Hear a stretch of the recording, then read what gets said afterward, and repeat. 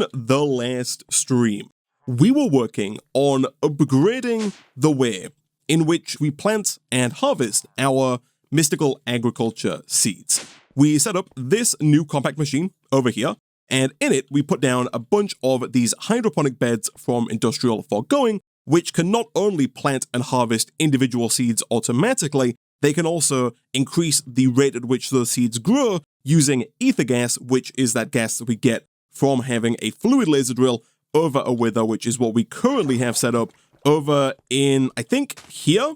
Nope, that is our latex room. Over in here? Yes, this is the one. Now, for whatever reason, I'm not quite sure why, but we seem to have lost our wither between streams, which is less than ideal. We also seem to have lost the stasis chamber as well. I'm going to assume the reason why we lost that is due to the main problem that has been plaguing us for quite some time now, and that is our power problem.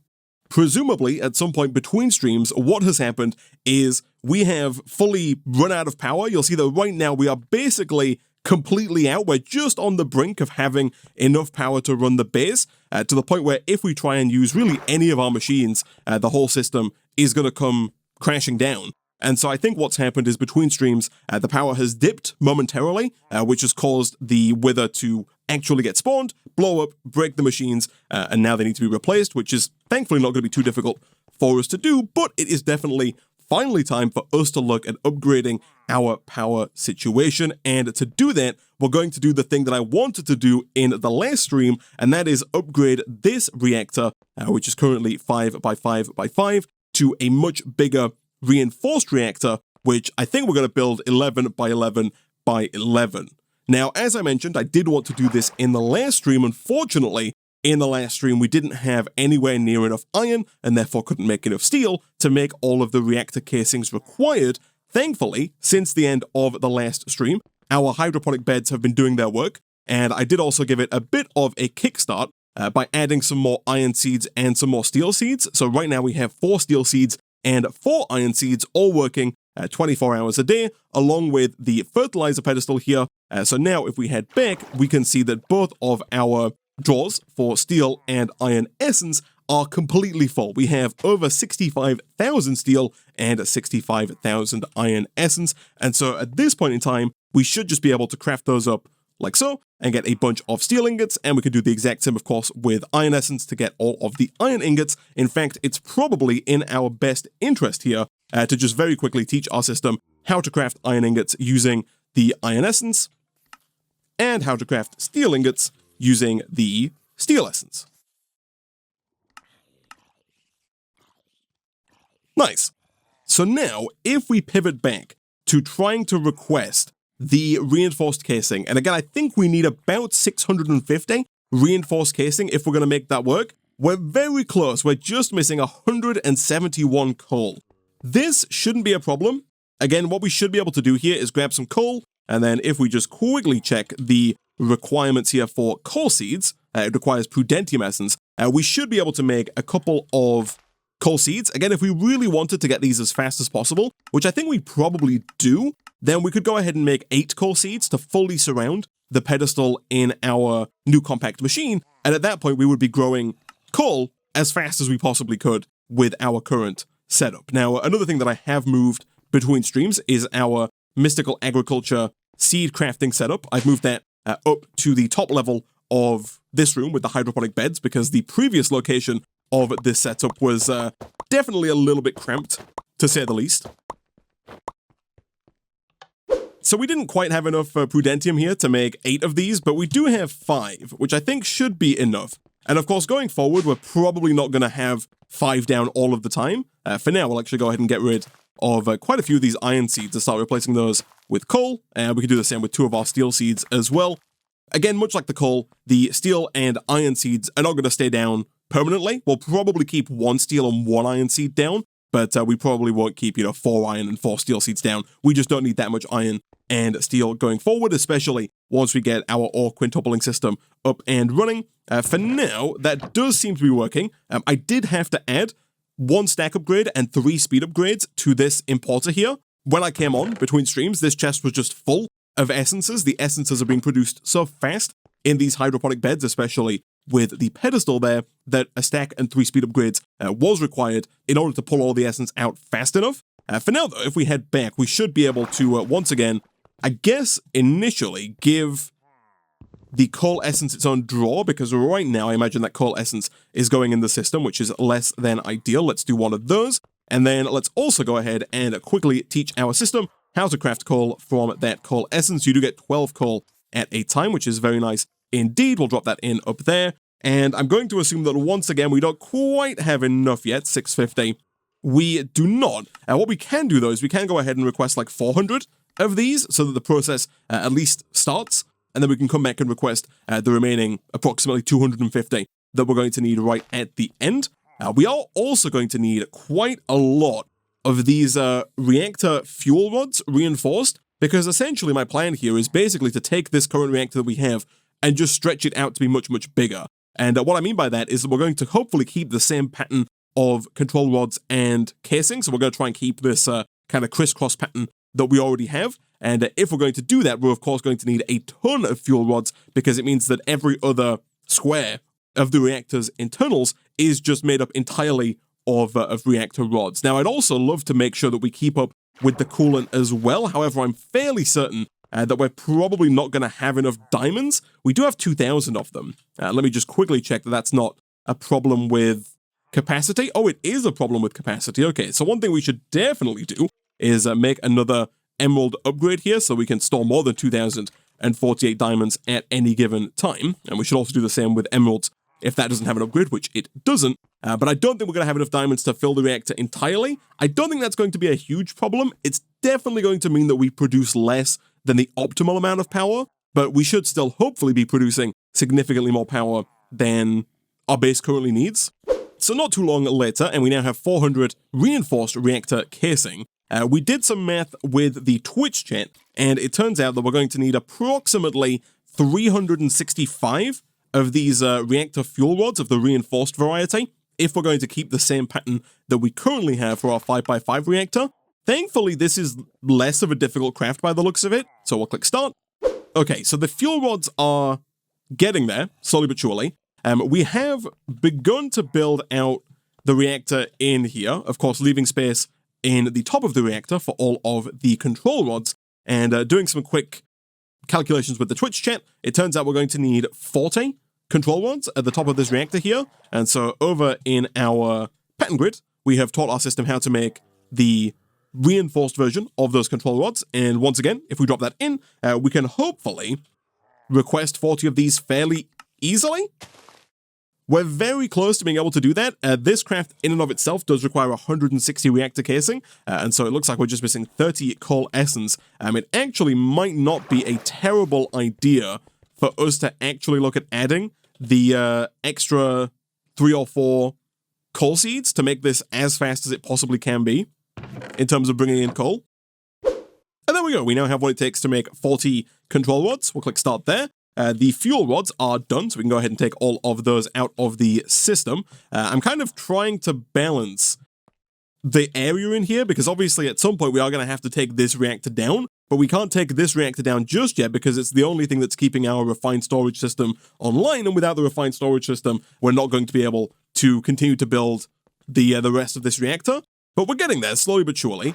Any minute now, we should have all of the new control rods that we need. Those are coming in slowly but surely.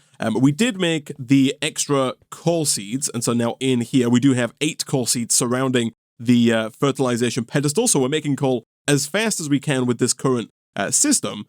Back over here, the remaining 32 control rods are done, giving us a total of 40, and for the third time we'll go ahead and try requesting the remaining 250 casing.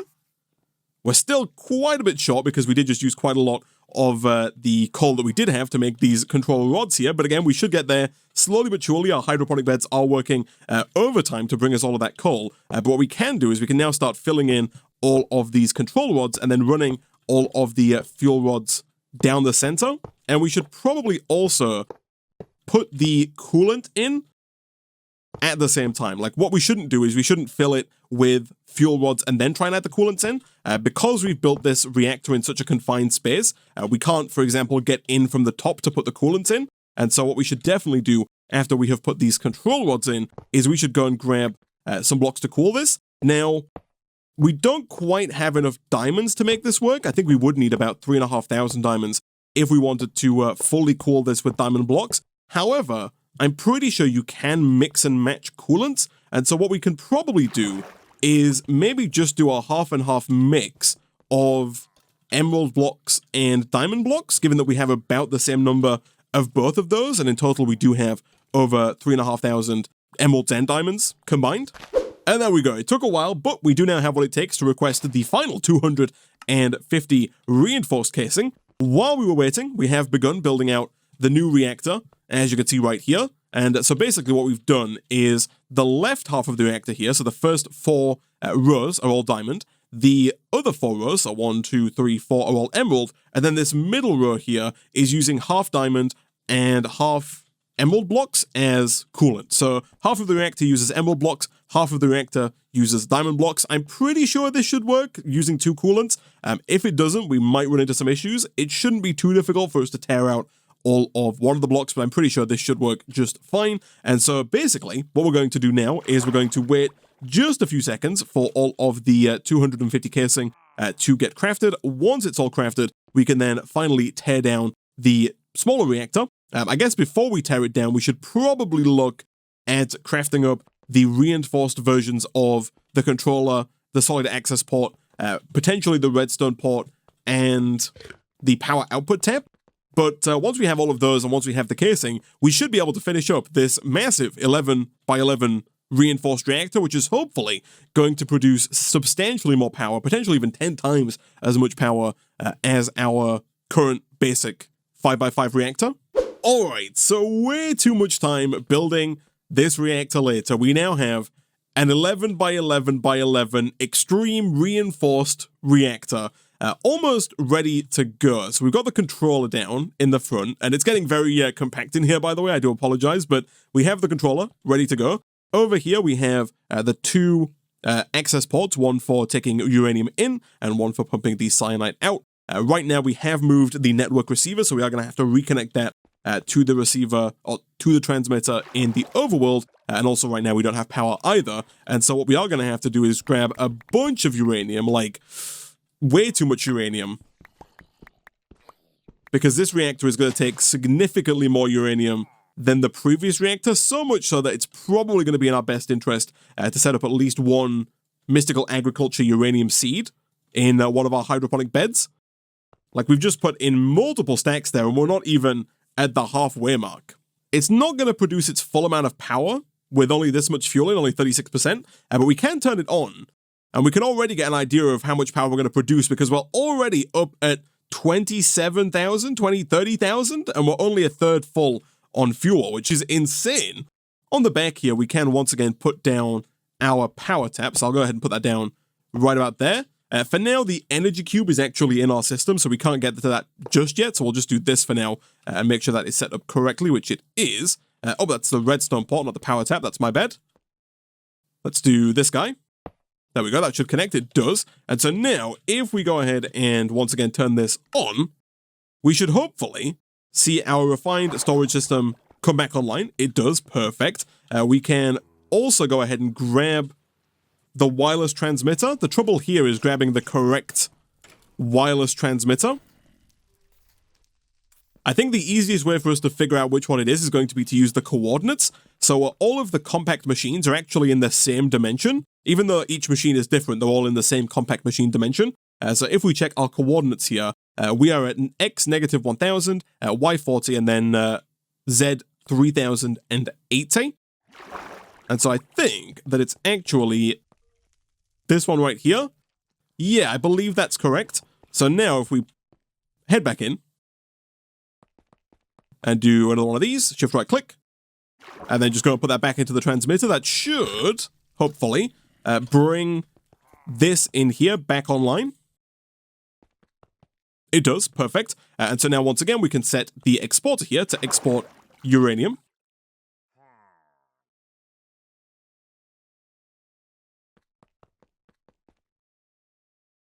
And you can see here that as the core fuel status here increases, so as the amount of uranium in the reactor goes up, we're producing even more power. I think we might even cap 50,000 redstone flux if we fill this reactor up with uranium.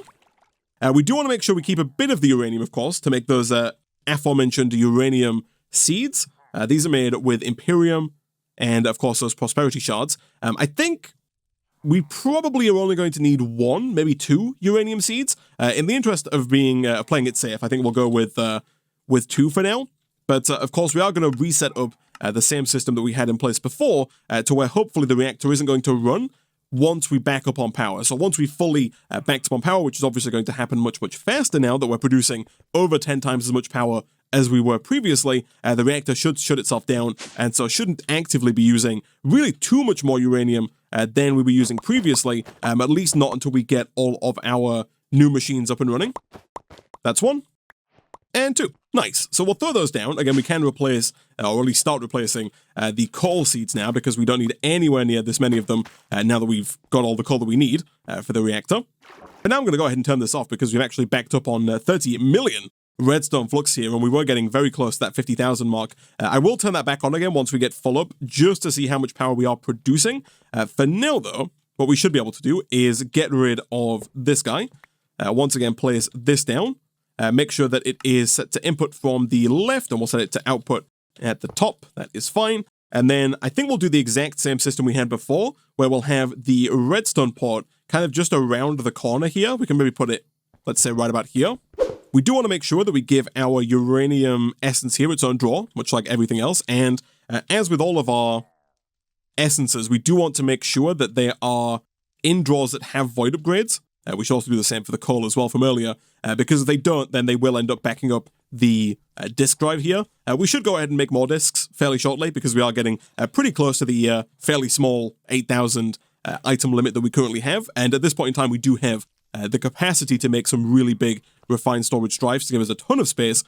But for now, if we go and check in here, I have gone ahead and set up the exact same system. So over here, we've got our comparator coming off of the energy cube. We've got an inverter here that turns the active redstone signal into an inactive redstone signal. And so now, when the power level falls below a certain amount, this redstone dust here will turn off. That will then turn on this redstone torch, thus turning on this redstone port, which will in turn turn on the reactor and begin producing redstone flux. Probably not for very long, because it won't take long before the cube fills up again, given that this can produce close to 50,000 redstone flux per tick. We are getting very close to filling up the reactor. In fact, it is completely full. And so now if we go ahead and turn this on, we'll get an accurate idea as to how much this reactor can produce at its maximum. It does produce more than 50,000 redstone flux per tick, which is definitely more than I thought it was going to produce. It looks like it's going to stop just shy of 60,000. We might just get over 57 potentially.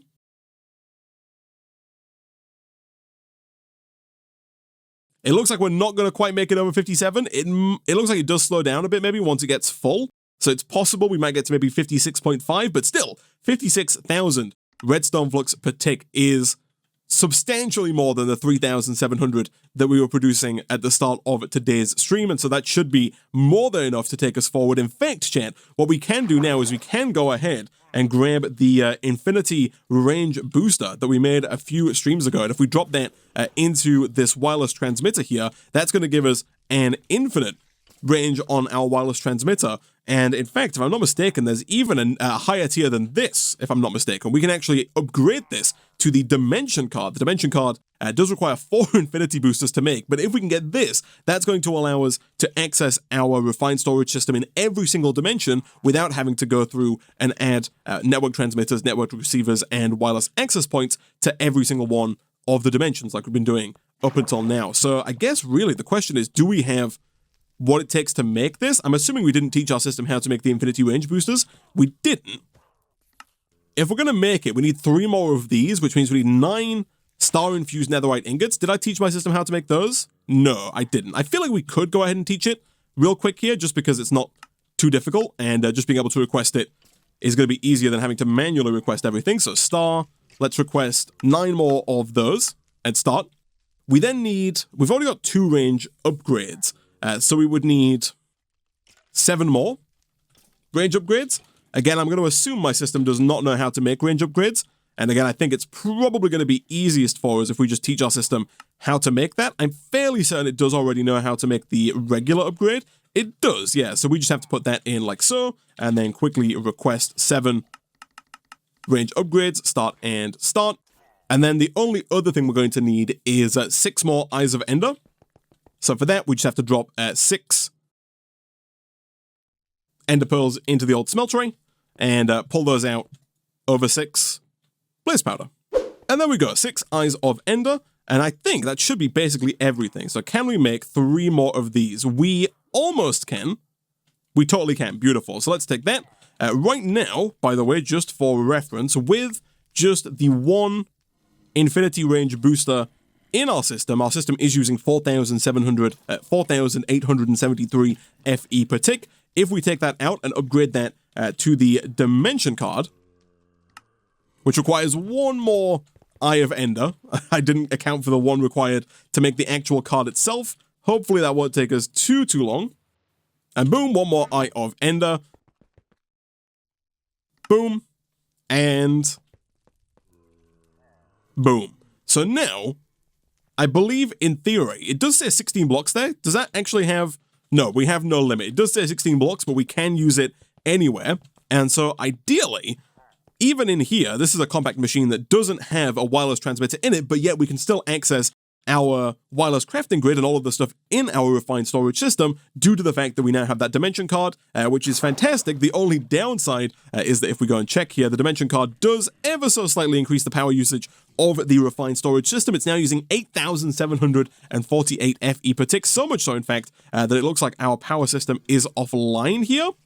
So the current problem that we're having is that our reactor here can produce 56,000 redstone flux per tick. However, the advanced energy cube that is currently receiving all of that power can only input and output a maximum of 6,400 redstone flux per tick. And so right now, this is definitely the bottleneck. It can only handle about 1/10 of what is being exported by the reactor here. And so what we're going to have to do is either upgrade this energy cube to a higher tier, which would be doable. There are 2 more tiers. There is the Elite and then finally the Ultimate. I think the Elite right here can transfer 25,000 redstone flux per tick, and then the Ultimate can transfer up to 102,000 redstone flux per tick, which would be more than enough. However, we can also take things 1 step further, because Mechanism also adds a multi-block structure known as the Induction Matrix. And the Induction Matrix is essentially a build-your-own energy cube that is much larger than any energy cube that you can craft that fits into 1 block, if that makes sense. So if we check here, if we type in Induction, there are Induction casings, which are the outer edge of the multi-block. There is then the Induction port. The Induction port is where you can put energy in or take energy out. And then there are Induction cells and Induction providers. So both of these have multiple tiers, as with everything in Mechanism: Basic, Advanced, Elite, and Ultimate. The number of induction cells that you have determine how much capacity that induction matrix has. So the more of the induction cells you have, the more power the multi-block can hold, whereas the more providers you have, the faster you can transfer energy into and or out of the induction matrix. So essentially, I think we're probably going to start with a 5x5 induction matrix. You can make this pretty massive. You can make it, I think, up to a 17x17x17 multi-block. So this huge behemoth of a cube that can store just a ludicrous amount of redstone flux. Because if we look right here, the ultimate induction cell has a capacity of 1.6 trillion redstone flux. And so we're not going to build one that's that big, but if you wanted to, what you could do is you could do 17x17x17. That means that you could fit 4,913 induction cells into that maximum size induction matrix. And then if you multiply 4,913 by 1.6 trillion, that's how much you get. So if you multiply this by 1.6, you end up with 7,860 trillion redstone flux is what you could fit into that size induction matrix, the maximum that you could fit in there. But either way, if we're going to start with a 5x5x5, we're going to need, I think, approximately 62 induction casing. Unlike with our reactor. I think with the induction casing, I would like to use glass on the sides of the reactor. Let me bookmark a few of these bits here. I would also like to use the highest tier of induction cell and induction provider. Whether or not we're going to be able to do that is another question. It depends on how hard those are to make, but I believe that we can also use reactor glass, this stuff right here, to fill in the side faces of the induction matrix. So let us quickly go ahead and teach our system how to make induction casing, and in code, we should probably also teach our system how to make energy tablets. In code, we'll drop both of those in over here, and then we should, at that point, of course, be able to request 62 induction casing. Start, and hopefully that won't actually take too long. That is coming in fairly quickly. We then, of course, need at least one induction port, which doesn't seem too difficult. And then if we're going to use reactor glass for the sides of the reactor, there are 4 sides, each of which need 9 reactor glass, and so we would need 36 reactor glass in total. Again, a very similar recipe here, 4 steel, but this time with 1 glass, and then 4 enriched iron, which I'm fairly certain our system does already know how to use, and that is my bad. This is not steel, it is lead, and thankfully, for a change, it's actually the correct kind of lead right out of the gate, which is very nice indeed. So let's also do this, and then reactor glass, can we get 36 of that? So the induction casing is done. We did get a little extra, which is good, because we do need extra for the induction port here. 2 induction ports should be enough, although actually I think we are going to need an extra set of induction ports. The reason for that will become apparent later on in today's stream. That is also going to mean that we need a few more induction casing, so we'll request 8 more just to be on the safe side. The reactor glass is also done, and now the somewhat tricky part. And the somewhat tricky part is the induction cell and the induction provider. So to make the induction cell, and ideally, we're going to want to make 27 of these. That might be excessive for today. We might have to start with just 1 and then upgrade it over time as we get more resources and faster machines. But to make this, you need 4 of the previous tier of induction cell and an ultimate energy cube. So what we're probably going to have to do here, chat, is teach our system how to craft each tier of this. And as you can see, we're also fairly close to being out of space in our netherite crafter, so it also might not be a terrible idea to teach our netherite crafter how to make netherite crafters. So 1 netherite crafter, start and start. That shouldn't take too long, I don't think. Most of the stuff here is pretty quick. The netherite itself might take a quick second to craft up, because that does have to be done in the induction furnace. But for the most part, it should be pretty fast. At that point, we can just drop that down really anywhere connected to our system. We can, of course, re-add these patterns that I have taken out, and then at that point, we should be able to start teaching our system how to make these ultimate induction cells. We might also teach it how to make the ultimate production in the ultimate induction provider, not because we need a lot of these, but just because the recipe is like very complex. There's a lot of stages to it, and it's probably going to be easier to just shift click the recipes into crafting patterns as opposed to going through and trying to manually request all the things required and manually craft all of the things together. Now, one thing that we are going to have to pivot to in just a second is lithium dust, because lithium dust is required for both the providers and the cells, and right now we actually don't have any lithium dust. Lithium dust is made in a chemical crystallizer with lithium. Lithium you get by decondensating liquid lithium, and liquid lithium you get once again from the thermal evaporation controller. This is the multi-block structure that we do currently have over in here. Right now we have one of these that is turning water into brine. We're going to have to set up another one of these that turns, I believe, brine into lithium. Let me just check that real quick. I'm pretty sure it's brine that we need. It is, yeah. So we're going to have to take some of the excess brine that we're generating here and pump that into another one of these multi-blocks that we might build underneath the pre-existing one to turn that brine into lithium. And then, of course, we can use that lithium to make the lithium dust required for the induction cells. But before we get too far ahead of ourselves, we'll take the netherite crafter. And for now, I'm going to put that, I guess we could put it just like right here for symmetry's sake. And speaking of symmetry, let's also go ahead and rotate that to face forward. Beautiful. At that point, we can go ahead and drop in all of these, and we can also start teaching our system everything it needs to know to make an ultimate induction cell.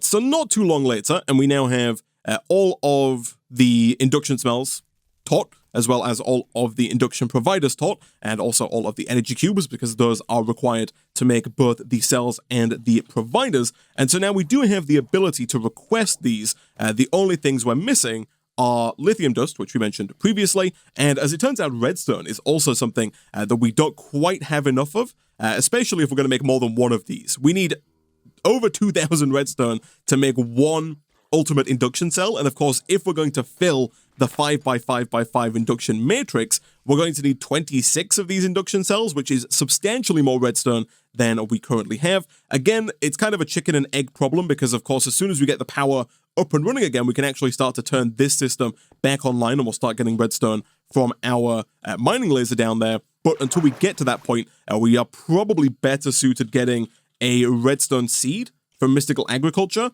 So again, we can probably remove a few of these coal seeds now. We don't need quite so many running. We can replace those with redstone seeds for the time being. And as per usual, just to make sure that the redstone essence there doesn't back up our entire system, we'll take our first piece of redstone essence and add that to its own storage drawer. Of course, not forgetting to add in a void upgrade to make sure that even if we do fill up on 2048 redstone essence, it doesn't spill over into the refined storage system.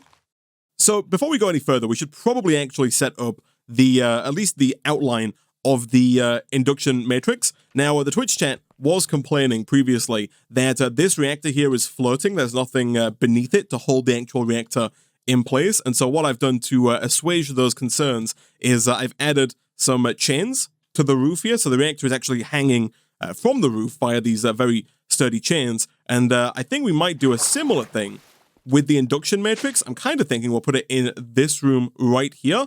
Now, of course, right now, our wireless range is not that good because we used all of our range add-ons to make the dimension card, and we can't use the dimension card because we currently don't have the throughput thanks to the limit that is our energy cube. But what we can do is we can come in over here real quick and hopefully craft up a couple of these Minecraft chains. Extremely easy to make, of course. We'll take, I guess, 4 of those for now. So essentially, I'm thinking that if we do something like 1, 2, 3, and 4, this area here is already a 5x5, and so what we should be able to do is something like this. This is going to be a 5x5 here. The top is going to be full, so we can use actually the induction casing for the entirety of this 5x5. We're then going to use induction casing on the edges going forward, and we're going to have reactor glass filling in the 3x3 area in the middle on each side, like that, with more reactor casing on the bottom. It is going to make it a bit cramped, but the elevator should still work even through the induction matrix. So when you put the last piece in, you'll know if you've done it right because you'll see the red particle effects. And if we open this up, you can see right now we have an induction matrix that can hold 0 redstone flux, and it can input and output 0 redstone flux per tick, which is obviously not particularly useful. The dimensions is 5x5x5 with 0 cells and 0 providers. So what we can do is we can grab our induction ports. We can have, let's say, one on this side, like that, and that's going to be the energy input. And then we can have another one on, let's say, this side. This one here can be the energy output. To change it from input to output, you are going to need the configurator, which thankfully we do not have in our backpack. That would have made life far too easy. It's in the system. And once you have the configurator, you just shift right click onto the induction port, and that will change it from being an input to being an output. And then the reason I've made some extra induction ports here is that you can also use these induction ports with comparators, because I do still want to keep a similar system in place that will turn this reactor off when we have filled up the induction matrix. So my plan here is to basically move this redstone comparator from this energy cube over to the induction matrix, and then use wireless redstone to transfer this redstone signal to this redstone port to turn the reactor off when the induction matrix becomes full of energy. So if we quickly head back here, all we need to do is drop down another one of these induction ports. For now, I guess we'll do that. I don't think it really matters too much. We can do it over on this side right here, like that. We'll then go ahead and grab some kind of building block. For now, we'll use, I guess, smooth stone. And we can put that down right about there. If we then go and quickly request that our system make a comparator for us, we can drop that comparator down right here, and this will read how much energy is inside of the induction matrix and emit a redstone signal relative to the amount. So once it's full, it will emit a redstone signal of strength 15, and when it's empty, it will emit a redstone signal of strength 0, and obviously we'll go through every increment between 0 and 15 as the energy cell here fills up. So right now, the only thing that I think we're waiting on, if we want to make the ultimate induction cell, is redstone. Oh, and of course, lithium, right, yes. So real quick, let me teach my system how to make redstone using redstone essence. Again, thankfully, you do get 12 at a time there, which is very nice indeed, much like with the coal. That should make it a lot easier for us to get large amounts of redstone. Right now, we're just missing 378 redstone essence. While we wait for that, what we can do is we can look at setting up a second one of these thermal evaporation multi-blocks to turn brine into liquid lithium. All right, so not too long later, and we have a second thermal evaporation multi-block right underneath the first one. It's a little shorter, but it should still get the job done. So once again, we're going to drop down a resistive heater right about there. So the closest XNet cable is a little far away. We are going to have to run XNet cable down here anyway, because of course, if we're going to hook up the laser base, which we do want to do because we want to take all of the ores out of here and transfer them up into that chemical dissolution chamber, we're going to have to run this down anyway. And so for now, we'll do that. And I think we'll also begin running this into the floor as well, because again, we are going to run this through under the floor and connect to the bottom of that ore laser base there. And so for now, we can do the exact same thing over here with the resistive heater. And we might have to do a little bit of management in terms of our controller here, because right now our controller is completely full on channels. Although, one thing that we could also do is we could take a quick look into the world of XNet routers, which are a little complicated. They're not too complicated, but they're a little difficult to get your head around, at least if you've not used them before. But what we can do here is we can make another XNet controller, and then we can use routers to connect two XNet controllers together. So boom, there is another controller. Now the routers are also pretty expensive. We're going to need the powered rail here, and obviously not too expensive, but we need to get 2 more comparators as well as 2 more machine frames. So let's quickly request everything for another machine frame here. I do think you have to make 2 routers. I'm not too familiar with the router system myself, but I'm fairly certain the way this works is that we have to have 2 of these. We're also going to need some routing connectors, which are made with regular connectors. At the moment, we're just missing some gold. That is fine. We'll take at least 2 of those, I think. And then we also need some routing cable, which is also fairly easy to make. The only thing we're missing is black dye. Thankfully, I'm fairly certain we do have a few ink sacs lying around, and so we should be able to do something like that. We totally can, and get ourselves at least 32 routing cables. So essentially, if we head back on over into here, what we can do is let's go to the lower level, and let's put, let's say we get rid of some of this cable. Let's put a new controller, like right here, okay? So we have our new controller, and I believe what we need to do with this is we need to connect the new controller, and to do that, we are going to have to go and grab our connectors that I've put away. But I believe the way this works is that we can put down a router, let's say right about here, and we can connect that up. Then what we need to do is we need to connect this router up. See, I don't think, chat, that we can just do like this. Right? I don't think that works. Okay, so I was under the impression that we needed 2 routers here. However, chat is telling me this will work. We'll find out momentarily. Essentially, the idea is, and we'll test this using actually, let's have a look. Do we have an item channel here? We do have an item channel. We are extracting from the chemical injection chamber and inserting into the purification chamber. That one right here. Let's quickly head back, and let's also grab like 2 chests, because I think this is going to be the easiest way for me to demonstrate the routers working. So let's say we put down 1 chest here, that's connected to this kind of network. And then if we go down and we put down another one here, that's connected to this network, right? So in here, what we're going to do is we're going to create a new channel for items. We'll call this channel items, like so. And then in here, we now see that channel items, right? Up in here, we're also going to call this one, we'll call this items 2. So we did have to power the controller here. I've just put down another basic energy cube and temporarily moved the flux point from up here. But essentially, back in here, we now have items, which is this channel. So this channel here is called items, and items 2, and that is this channel up here. So this channel 7 is items 2. Now, in the router that is connected to both networks, so we have one connector here connecting it to the first controller, and we have another connector here connecting it to this controller.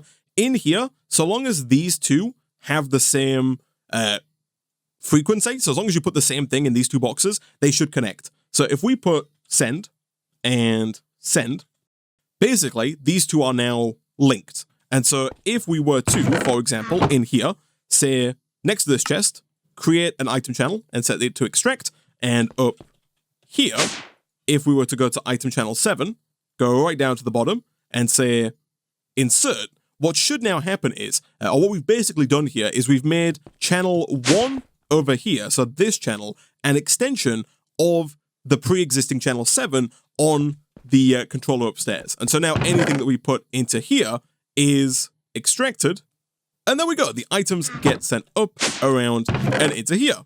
Nice. So we've effectively connected this new controller to the old controller. So basically, the whole reason of doing this is that now what we can do is we can get rid of this. I temporarily tried to see if we could connect up this controller to the old controller, like if we could use the old controller to power the new one. Unfortunately, that does not work. But what we can do now is we can do something like this, and we can create a new power channel down here. So we can say new energy create. We can extract from the energy cube, and then go ahead and insert into the resistive heater, create and insert. And then over here, this should start to receive power, which is then being turned into heat for the multi-block. What we're also going to want to do is, of course, get brine down into here. And given that the brine is already over there, what we should then be able to do is simply grab some more of these basic mechanical pipes and use those to pull that brine down. It's going to look a little janky, but I'm essentially thinking that we can just do something like this and run that brine down to here, at which point we should see brine entering in on the left, and liquid lithium is being produced on the right. Of course, right now it is fairly slow. However, if we wanted to, we could again increase the power usage here, let's say to 250 FE per tick, at which point we should see this moving quite a bit faster because now it's using more power, generating more heat, and hopefully producing more millibuckets per tick. And so now all we need to do is, I think, two things actually, because we have to take the liquid lithium that we're getting and put it through a rotary condensator in decondensating mode to get actual lithium, and then we have to take that lithium and run it through a chemical crystallizer. So we need to make one of each machine. Of course, we do have to set the power has to go into the side of the resistive heater, so it has to go in like this, which does make it a little awkward, but it should still work. We do this, and then insert. There we go. Yeah, it wasn't working a minute ago because there was nothing in there. You'll see now it's actually going significantly faster than it was previously. Either way, we do have the rotary condensator, and then as far as the chemical crystallizer, we are missing a few things, but it looks like most of the things that we're missing, we can just request our system make. So once again, we're going to have to use basic mechanical pipes here to extract from the multi-block into the rotary condensator using our configurator here to set that to extract, like so. And so if we make sure that the right side here is set to receive liquids, which I believe is this side, currently set to output, we should hopefully, and we do want to make sure this is set to decondensating mode by toggling the operation at the top there. And of course, much like with our resistive heater, we also need to put down a connector and make sure that it has some power. So insert. And so now we are turning the liquid lithium into actual lithium, and then finally all we have to do is get the chemical crystallizer, which hopefully we can put down right about here, just so long as we set the front of this machine to output gases with auto eject on. And at that point over in here we have lithium. If we once again hook that up like so and make sure that it is receiving energy, we can then, slowly but surely, begin turning actual lithium into lithium dust. And then the final stage of the program here is going to be to get that lithium dust back into our refined storage system. And so I think what we're probably going to do is we're probably going to go ahead and make an ender chest. Because what we can do is we can take an ender chest, which does require a regular chest, which thankfully is extremely easy to make. And if we head back through to the overworld, we do have a chest down here. I forget the frequency that it's on. It's on blue, white, blue. But that right there already has an import bus on it. And so what we should be able to do is head on through into here, drop down another ender chest like this. Make sure that that is once again set to blue, white, blue. So that any ingot that is produced in this smelter, which hopefully is going to be all of our ingots going forward, is going to be sent into that ender chest. But what we can also do if we put a connector on it like that is we can once again head on down to here and we can actually use this item channel that we made because we can extract from the chemical crystallizer, create and extract. And now anything that's produced in here, just so long as the bottom is set to an output for items, right now is being sent up and over into this chest. But of course, what we want to do is we want to actually send that up and into the ender chest. So right here, create and insert. And again, we'll go ahead and get rid of this chest because it's not needed. And so now going forward, any lithium that's made should end up in this ender chest. And anything that's in this ender chest, of course, just as soon as we put a diamond on it, like so, should connect up to our pre-existing ender chest, and therefore that lithium should make its way back.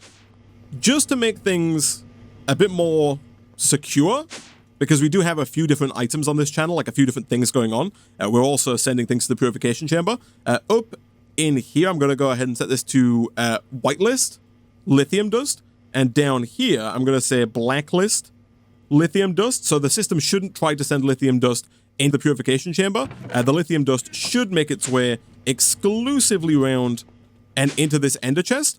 And there we go, it's working. The lithium is making its way around into the system. And of course, as with anything that we send around into the system, we do of course want to make sure it has its own storage drawer. Speaking of storage drawers, how are we doing in terms of making our first induction cell? We're good, we're just missing 239 lithium dust, which actually might take a while, at least at the current speed. So let's have a look here. Right now we are using all of the brine. It looks like brine is actually our limiting factor.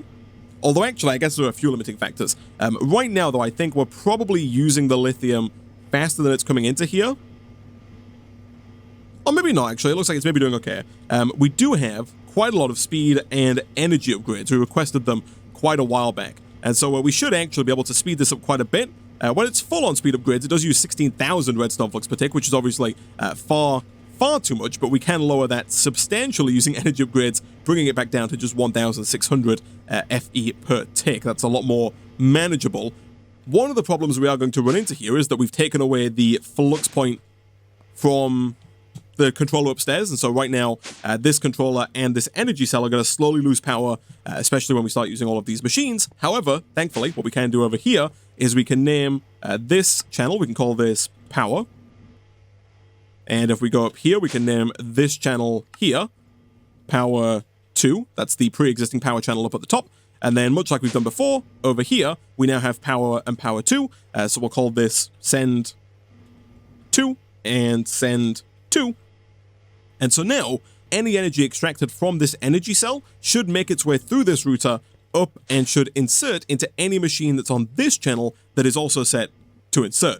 So right now, I think the limiting factor is once again this energy cube. You'll see right here, it can only output 1,600 FE per tick, and so this right here is using the maximum when it has lithium. Right now, I think that the trouble, is that we're not producing... Actually, there's two problems. One is that the rotary condensator here is not decondensating fast enough. Thankfully, again, that is a very easy fix. We just add the energy and speed upgrades to the rotary condensator, thus increasing its power usage also to 1,000 redstone flux per tick, but that is going to increase the speed at which we get lithium. And then at that point, the question does become, are we getting the brine in fast enough? It looks like maybe we're not. There could be two problems here. One is that we're not producing the brine fast enough, which I think is definitely a possibility. Another is that these pipes can't move it fast enough, which is also a possibility. So I think what we can do is we can increase the power on this resistive heater to, let's say, 250. That should start producing the brine faster. I kind of want to start seeing the brine back up in that tank. If we can start to see the brine backing up in here, at that point we know the bottleneck is the speed at which the mechanical pipes can move things. Although for now, I think we are once again at a bottleneck of our rotary condensator. It looks like we are making the lithium fast enough. Yeah, it's slowly backing up over here. So right now we are kind of, I think, making this basically as fast as we can without setting up more rotary condensators. Although, as you'll notice, the main problem is that these guys are not getting enough power, and so it's probably worth quickly seeing if we can't invest in some higher tier energy cubes. So we'll take both of those. One thing you can do if you don't want to go all out to get the highest tier energy cube, which we've done, I will temporarily just do this, and then we'll make sure that, again, all of these sides are set to purple, purple being input and output.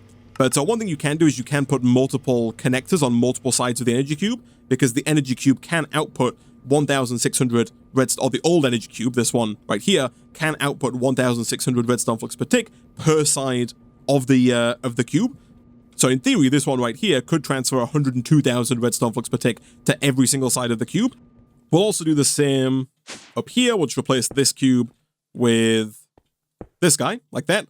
Even though this one actually, I guess, is technically not needed now because we don't have that flux point there.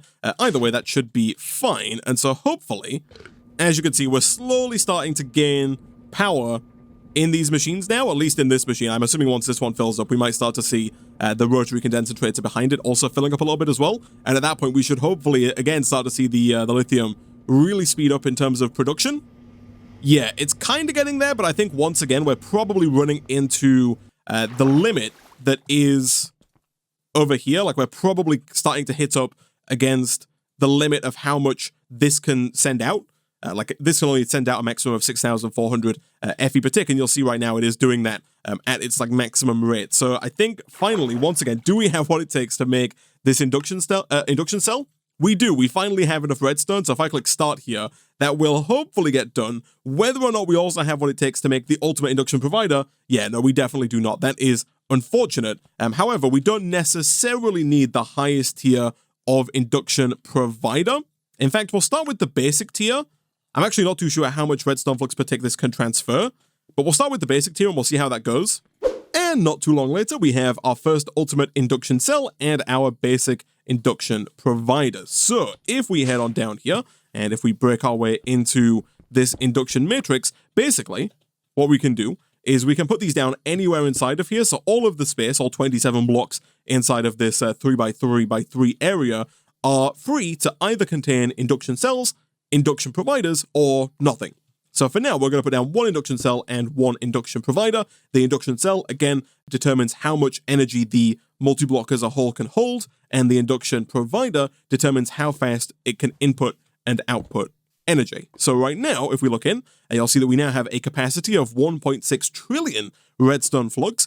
And if we look at the matrix statistics, we can see that we can input and output 102,000 redstone flux per tick. So basically the same as the ultimate energy cube. And so basically, chat, what I'm thinking now is we can head on back through into our compact machine. We're going to get rid of this energy cube here because this is causing us many problems. Instead, we're going to put the flux plug directly onto the reactor like that. And then what we're also going to do is we're going to put a flux point onto the input side of this guy. Now, in fact, what I think we might do, and real quick, we should have everything that it takes, I think, to make another set of flux cores and therefore another flux point. We do. But I think what I might do is I might set up another flux network if I can. So this is input. So we're going to put this here and we're going to set this. Actually, let's go create a new network. We'll call this GOC2 and we'll make it like pink to make it different. And the password can be secret save. So my idea here is that GOC2 can be there. And then over in here, we're also going to set this one to GOC2. So GOC2 is kind of the master network. So down here, we'll just change that to GOC2, like so. So basically, GOC2 is just for getting power from the reactor to the induction matrix. What we'll then do is we'll make a new plug and we'll put that plug over here, and we'll set that to the old GamingOnCaffeine network. Basically, what this does is it makes sure that all energy goes through the induction matrix before going to the rest of the base. And so as you can see, right now, the energy is going in. Right now, nothing is going out, but that is because in order for it to go out, we are going to have to get another plug, and I'm fairly certain that if we want to make another flux plug, we're going to need yet another Eye of Ender, which, as always, is a little slow to make, but it's just an ender pearl in the smeltery with some blaze powder over here. So boom, there is a new flux plug. Let's go ahead and drop that down like so, and make sure we set that to GamingOnCaffeine's network. You'll see that right now we are outputting the maximum 102,000, so we're actually losing power here. I think that's just because we have quite a few buffers around the base. So for example, if we come in here, this energy cell down here is going to be filling up with power. Hopefully now, these are all running at max speed. Perfect. Yep, so once again, the bottleneck now is our chemical crystallizer. Given that we don't need an infinite amount of lithium going forward, I think this should be fine. Basically, when we come back for the next stream, we should hopefully have a decent amount of lithium dust. In fact, we already have quite a bit of lithium dust. At this point in time, the only thing that's stopping us from making another induction cell and making our induction matrix able to hold even more power is just our lack of redstone. But we do now have power being made by our reactor. The final thing we need to do in terms of power, actually, is we need to get wireless redstone. For that, we need a redstone transmitter and receiver. Yeah, these two here from RF Tools Utility. So the redstone receiver, fairly easy to make. It requires a machine base, which is thankfully a lot easier to make than a regular machine casing, with some redstone comparators, redstone blocks, and ender pearls. That is easy enough. And then the redstone transmitter is yet again another machine base, this time with more redstone, another ender pearl, and some redstone torches. Again, we'll go ahead and request everything for those. So boom, redstone receiver, and boom, redstone transmitter. So we'll put down the transmitter right about here. That should receive redstone from the comparator, or receive its redstone level, I should say, from the comparator. It says no channel set, right-click with a transmitter or receiver to pair. So we take the receiver and we right-click, and we have been assigned channel 12. So now these two are linked. And so now if we head on back upstairs and into the compact machine with the reactor, what we can do is we can get rid of this. We can put down the network receiver there, and you'll see that it's emitting a redstone signal with strength, right now strength equal to 15. So I kind of feel like that's wrong. So it turns out the problem here is that inside the receiver, there's an option for analog mode. You'll see it says output the same power level as the input instead of always 15 or 0. So by default, the way this works, if the redstone transmitter, the one in the overworld, receives any redstone signal at all, this one will output 15, so a full signal, or no signal at all. If you set it to analog mode, it will output a signal that is relative to the signal being received on the other side. So right now, this is outputting a power level of 1, because over on the other side, the induction matrix is only slightly full. It's only got a tiny bit of power in it. As the induction matrix fills up more and more, this signal will get stronger and stronger until it turns off this redstone torch, at which point the reactor will turn off until the induction matrix falls below its limit, and the whole system will repeat as it has done in the past. So this is now working. It took a while, but we finally have power sorted. We've got 56,000 redstone flux per tick coming in. I honestly think that's probably going to be enough power to get us through to the end of the pack now. So that power is being created. It's being transported via this network, the GOC2 network, into the induction matrix. You'll see that slowly but surely we're gaining power. Right now we have 390 million redstone flux. Another benefit of this induction matrix is that even if the reactor goes down, we've got a big buffer of power that will hopefully last us quite a good amount of time. When this gets full enough, it will emit a redstone signal over here, strong enough to turn the reactor off. And now, chat, the only thing that we have to do is in here, we have to finally get this system up and running. We finally have the power needed to get all of this online. All we need to do is extract the ores from that ore laser base and get the correct ores up into this chemical dissolution chamber. So for that, all we have to do is break a couple of these blocks. I'm pretty sure we do already have, yeah, XNet cable under here. We did it a little while back. So basically, we just need to hook this up like this. So the only problem we run into now is that on our item channel, we are currently inserting into the purification chamber right here. Right now, we're using the item channel to move items from this chemical injection chamber to this purification chamber. That means that if we try and extract from our ore laser base, so for example, in here, if we just set this to extract, it would take the ores and it would put some of them into the dissolution chamber, but it would also put some of them into the purification chamber, meaning that some of them would get tripled while others would get quintupled. And we want all of them to be quintupled. We don't want anything going to here. So I think what we're going to do to make things easier is probably just get rid of this little system that moves items from the chemical injection chamber over to the purification chamber. Because instead, what we can do is we can just make some more logistical transporters. And using those, we can just move the items in the world across the top. We can just extract here and insert here. Right now, we'll go with the advanced logistical transporters. If they're not fast enough, we can always add more in the future, but I think for now they should get the job done. And so basically, we want to set this to extract, even though, to be fair, so long as we set this to auto-eject items from the top, that should also work just fine. Over here, make sure that items can come in from the top, which they can. And so now we should be able to just head down here and make sure that this is set to create and extract.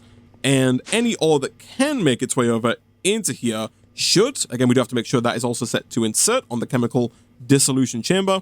And hopefully, look at that, we have iron ore being sent around to the chemical dissolution chamber and being processed along the line into its quintuple form. Of course, it is still incredibly slow, and once again, we seem to have gotten all of the sounds back, so mechanism, let's make sure we just go ahead and basically mute every single last one of those for blissful silence. But it is working. The system does work, and of course, what we can do now is we can grab, our speed and our energy upgrades, and given that we have so much power, we should, in theory, just be able to start filling basically all of these with the maximum 8 speed and energy upgrades. So I've gone through and put 8 speed and 8 energy upgrades into every single one of these machines. Real quick, we do need to make sure this is set to output on the right and auto-eject is on. And of course, that then adds itself to the cacophony of sound that is mechanism. Let me get rid of that as well. But that is now working. You'll notice it's still not fast enough. Like a lot of these are backing up. Specifically, I noticed over here, this was backing up before. And now at the end here, this energized smelter is also backing up.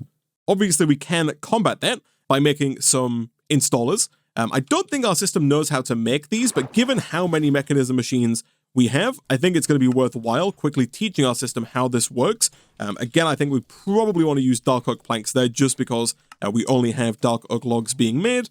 And then from there, we'll teach it the next step, again, replacing with dark oak logs.